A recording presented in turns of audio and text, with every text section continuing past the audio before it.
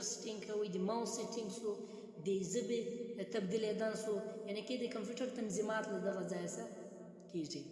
بل شی دا ریسایکل بین. ریسایکل بین دا کار کوي کله چې موږ یو شی خراب کو، کله چې موږ یو شی ډیلیټ کو، هغه ریسایکل بین ته راځي. مثلا تاسو کتلی شئ چې اوس ریسایکل بین خالي ده، که زه چیرې دا فولډر ډیلیټ کړم دلته به ریسایکل بین به ډک شي.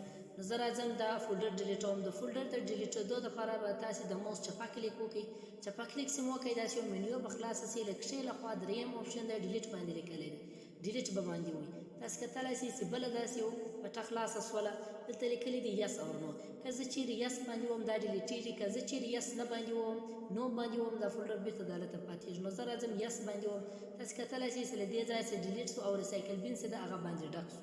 که چیرې بېرته تاسو غواړئ چې بېرته د فولډر خپل ځای ته راورسېږي، تاسې به راسئ ریسایکل بین به خلاص کړئ. ریسایکل بین چې به خلاص کړئ، تاسې که چیرې دا فولډر بېرته اتومیټیک اتومات غواړئ چې دا د خپل ځای ته ولاړ شي، نو تاسې به چپه کلیک ووئ، رسټور به باندې ووئ.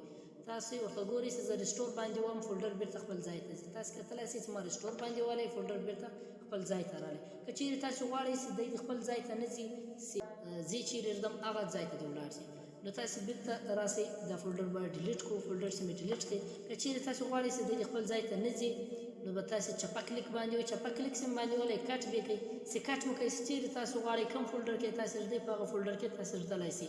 زه راځم بېرته په ټاپ باندې ږدم. نو تاسو کتلی شئ چې ما بېرته په ډیسکټاپ باندې کښېښوی دا فولډر.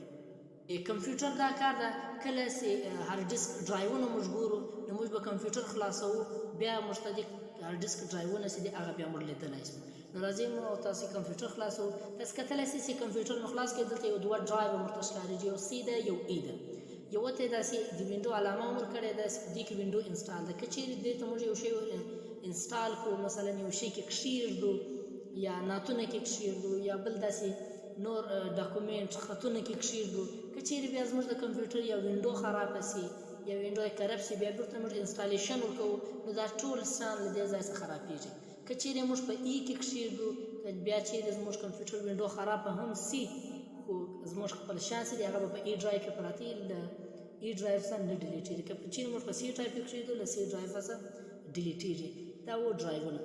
نور مخته شی داسې کټ اور پیسټ. کټ اور پیسټ هغه رقم دی چې ما تاسو ته په ریسایکل بین کې وویل، دغه رقم بل ځای هم دغه رقم کار کوي.